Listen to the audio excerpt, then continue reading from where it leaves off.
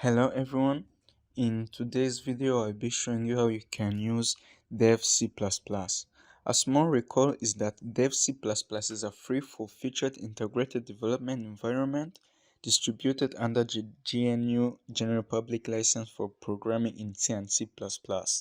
It was originally developed by Colin and first released in 1998.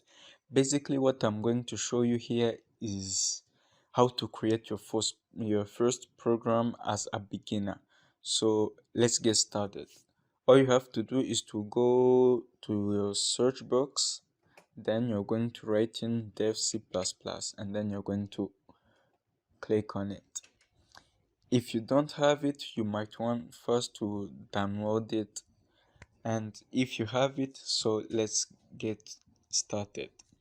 So you should be able to see this interface such as this one. Then all you have to do is press on your keyboard. You can press Ctrl and N to create a new file, or you can go to File, then you can go to New. Now you go to Source File, then you press. You should now see an interface such as this one. Now the next step, you are going to have to write the codes.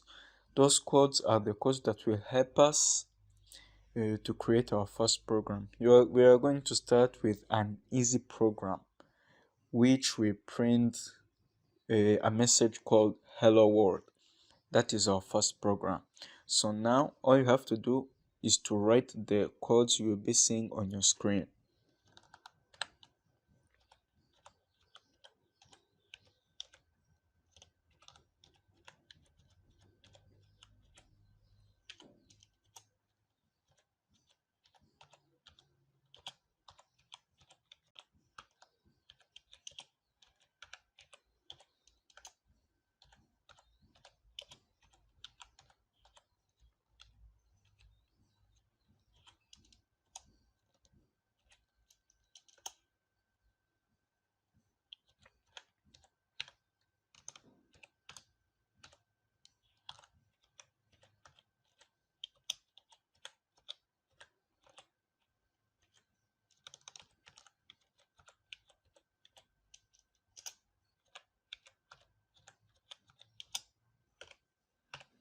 Now as you can see, our program is now created. All we have to do is to save it.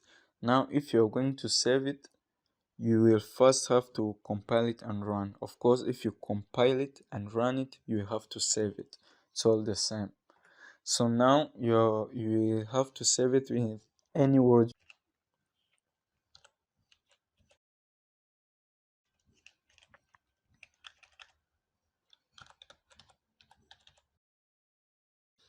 So now we can save our program and then we will wait until it runs.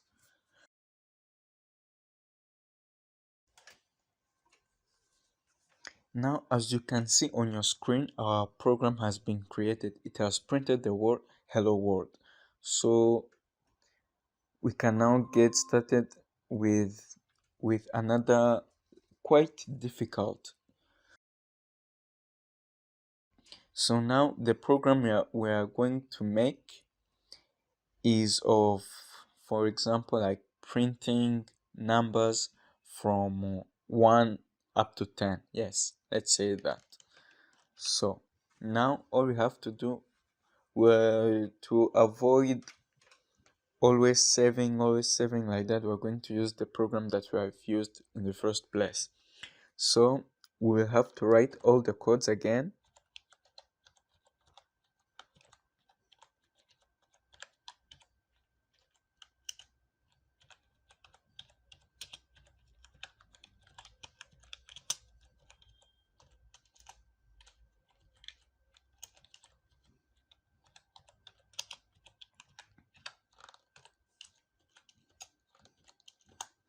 Now for this program, since we want to print numbers from 1 to 10, here there may be two conditions or two possibilities.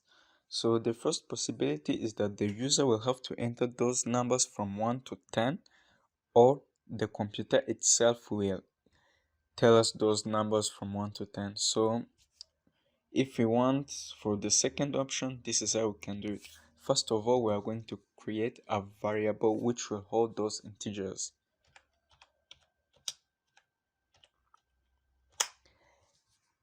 Next, all we have to do is like create a loop, because this loop will help us to print from 1 to 10. So here's how to do it.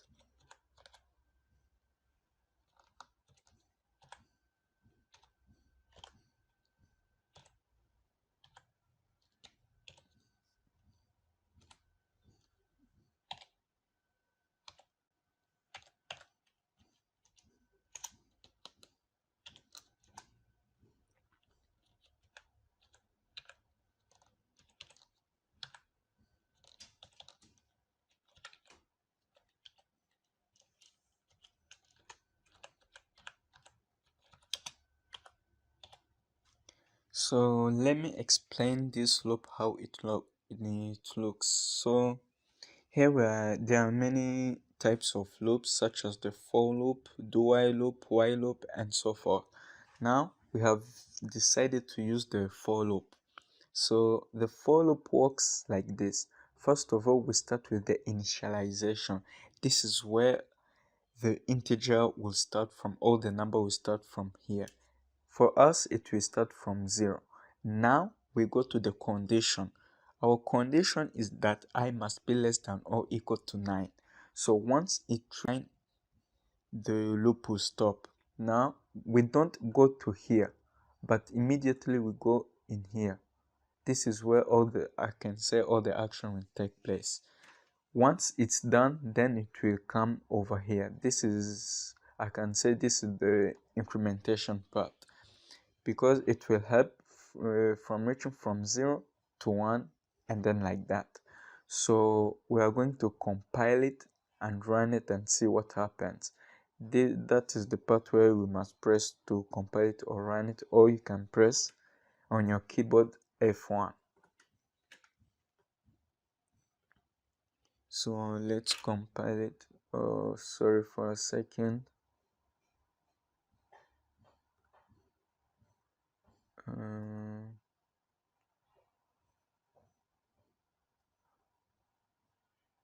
Yes, no. Let me see.